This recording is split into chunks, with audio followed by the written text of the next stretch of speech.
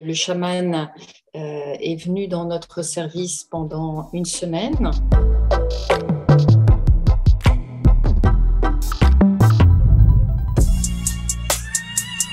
À l'origine, c'est l'idée de Gaël Grandon qui voulait comparer la médecine traditionnelle chamanique et la médecine occidentale.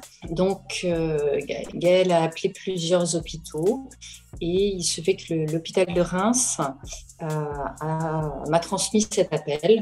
Et puis, le projet du film a doucement mûri pour aboutir. Donc, le chaman est venu dans notre service pendant une semaine. Il s'est principalement intéressé aux patients qui étaient hospitalisés. C'était déjà très porteur et très envoûtant, cette expérience. Les patients qui devaient être hospitalisés, qui ont des pathologies de douleurs chroniques qui sont lourdes, difficiles, des patients qu'on connaît bien et qu'on voit souvent, aucun ne s'est désisté. Ils sont tous très contents de venir en hospitalisation. Ils ont à cœur de suivre les soins qu'on leur propose. Et le fait qu'on leur propose un soin différent en plus, il y avait juste une confiance et on avait même des remerciements d'avancer leur semaine d'hospitalisation ou de leur faire profiter de quelque chose en plus. Donc j'étais vraiment surprise de cette grande confiance de nos patients.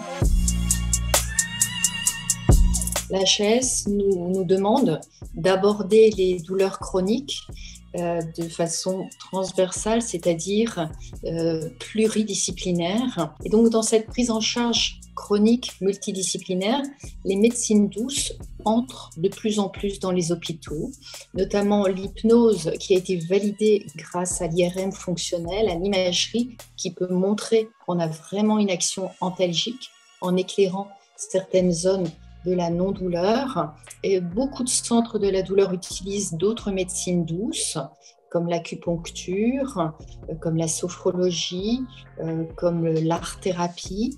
La musicothérapie aussi fait partie de certains centres.